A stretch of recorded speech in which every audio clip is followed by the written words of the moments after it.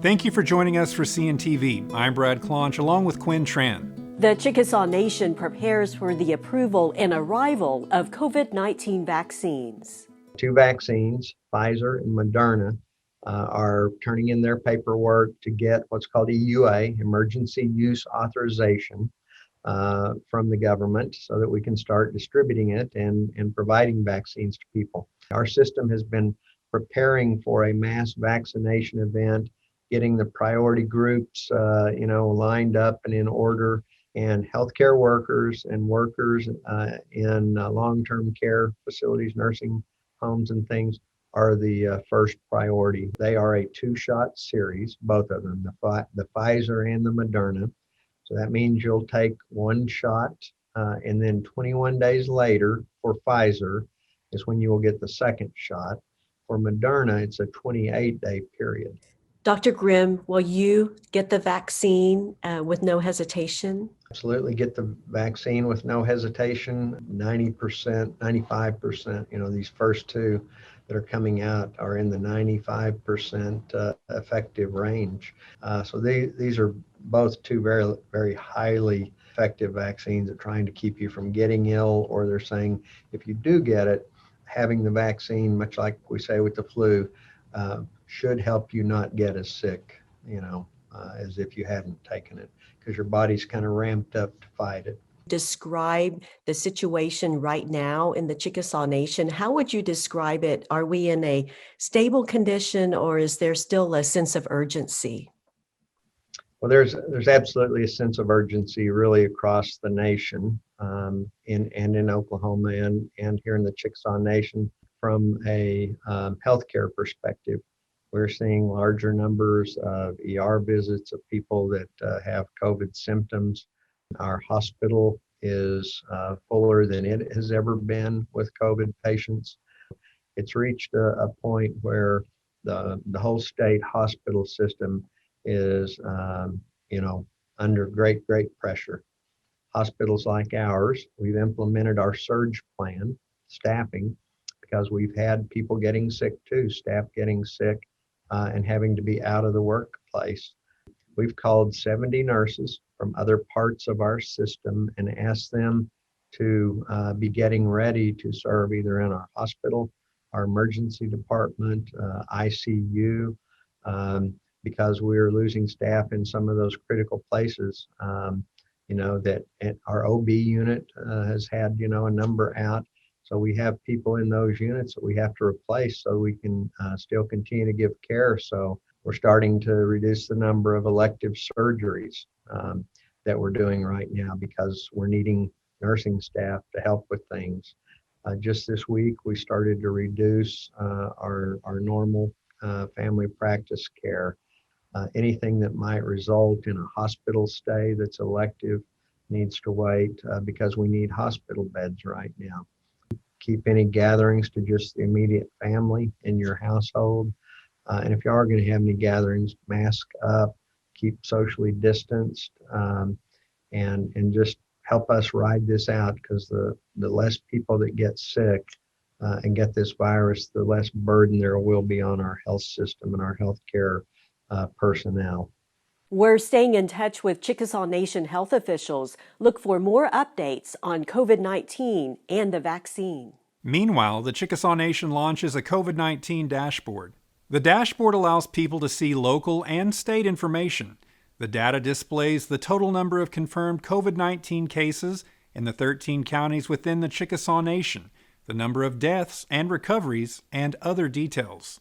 Sources for the dashboard include Chickasaw Nation Health and Human Services, state health departments, and the Center for Systems Science and Engineering at Johns Hopkins. The Chickasaw Nation is known for innovation. The latest example is a new approach to pediatric care. Parents of our kiddos that are established patients at any of our Chickasaw Nation pediatric locations need to be seen for a same-day visit, whether that be vomiting and diarrhea or a fever, cough and congestion, rather than a traditional visit, which would normally entail calling the pediatric clinic and bringing them in person into the actual facility for a visit with their provider. Now our kiddos are able to call that same number, but instead they're directed to a drive-through tent. And so essentially you can have a provider and a nurse evaluate your child all within the confines of your vehicle. So in many cases, the kiddo never has to leave the car seat. We bring the visit to you in your vehicle. We have the ability to do all the necessary testing and swabs that we would typically do for a sick visit. So a COVID test, a strep swab. We can evaluate your child's ears and throat. All of these things can be done right there in the vehicle with the equipment and the facilities that the administration, the Chickasaw Nation, have provided for our pediatric staff. So in this era of COVID-19, it really has presented some unique challenges with regard to getting kiddos into the clinic to see their providers, not only for well child checks and the routine things that still must go on, like our immunizations and our newborn visits, but at the same time, we're presented with that unique challenge of treating kiddos who may or may not have symptoms consistent with COVID-19. So we're really excited that our administration and our health support staff have really come together to create a new process, a new way of seeing our kiddos who need urgent care attention, same day visits or sick visits, if you will. And so this need has birthed a new setting for seeing pediatric patients altogether here at the Nation. And that is our pediatric drive-through same-day tent that is now basically a semi-permanent structure in front of the medical center here in Ada. Essentially what it is a way for us to keep these kiddos who need to be seen for sick complaints out of the clinic setting and in our lobbies and waiting rooms with other children who may not be having those same sick complaints. So it's a way for us to kind of keep these kiddos safe and seen while protecting the rest of our patient population. What has been the response from families? We have gotten wonderful response from families. I think, being a mom myself, I know that the last thing I want to do when my children are fevering and sick is really face the idea of lugging everybody into, parking in the parking lot, lugging everybody in, waiting in a waiting room. This takes all of that out of the equation for the family. So we're providing the same quality of care. We are going to be obviously in our protective equipment, but we've tried to make it as kid-friendly as possible. So you'll see nurses and doctors and nurse practitioners that are wearing unicorn face masks and zebra face masks. And so we've really tried to make it as inviting as possible, as relaxing as possible for kiddos that are already feeling bad in the first place. Then you'll see that nurse. You'll get your vitals, your oxygen saturation, your temperature taken, all the usual things. And after that triage process, the provider, one of our physicians or nurse practitioners, there are two out there at all times, will assess your child and determine what swabs and testing need to be done. If there are medications that need to be prescribed after the visit, the parents are then simply directed to our drive-through pharmacy. So it is really a very seamless drive-through process that is getting the job done, but yet keeping the exposure to other children, other families, other personnel at a minimum, which we all know right now is of extreme importance. Dr. Brokey, do you see this being adopted elsewhere? So right now, our intent is to keep this drive-through facility at this location only. It is quite a large operation. However, I wouldn't be surprised if there is perhaps a desire for something similar to continue in future cold and flu seasons, because again, it is just so convenient for parents and families, and it does really protect other staff and other children and families that are in the medical center. During this coronavirus pandemic, the hardest hit patients have been senior citizens and those with health challenges. How has COVID-19 impacted children? So we're very fortunate. I think every pediatrician will agree with this statement that COVID-19 does not seem to have the same significant impact on the pediatric population as it does our elderly. Now, that being said, it is so important for parents of young children to be mindful of the fact that although our younger folks don't tend to have such a negative health impact, we have our grandparents to think about. And so I think that is why taking these children who need a sick visit, who may have COVID-19, and assessing them in a setting where the staff are protected, where they are isolated from other individuals who do not have any sick symptoms, is so important, if not for the pediatric population, certainly for our elderly and our at-risk population. What do you want your patients, the children and families, to experience?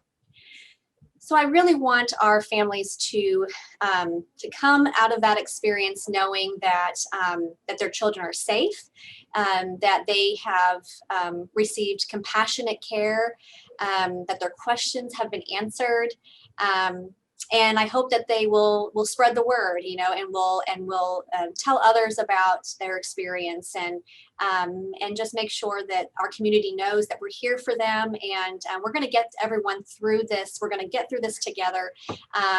It's been a really rough couple of months for our entire nation, and so everything we can do, whether big or small, to help address this pandemic, this nationwide struggle that we're facing. It just speaks volumes. Every little thing I think we can do, every word of kindness, every act of compassion, it really adds up.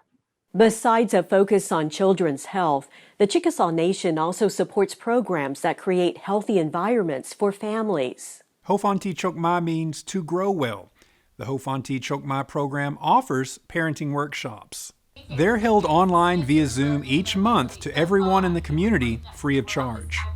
When people hear, parenting workshop, they think, oh, I don't want people to see my weaknesses or my faults in parenting. But once they come into this workshop, they see that everybody else is having the same types of struggles. We weren't born with a parenting knowledge, just built in. This is something that you really do have to build and learn. More than 800 people and about 20 area schools have participated in the virtual workshops. The next dates are December 17th and January 27th. To register and receive a link to stream the workshop, send a message to the email address on your screen.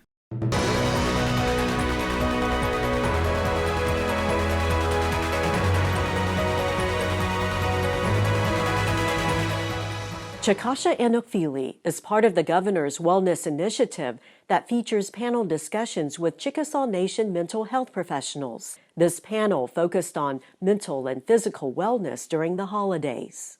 Connecting our whole person and treating our whole person and not fragmenting the sections of ourselves and treating one section here and one section there. That's not how we were designed to live, and that's not how our ancestors, in our Native American ancestors, viewed health. They saw us as a whole person.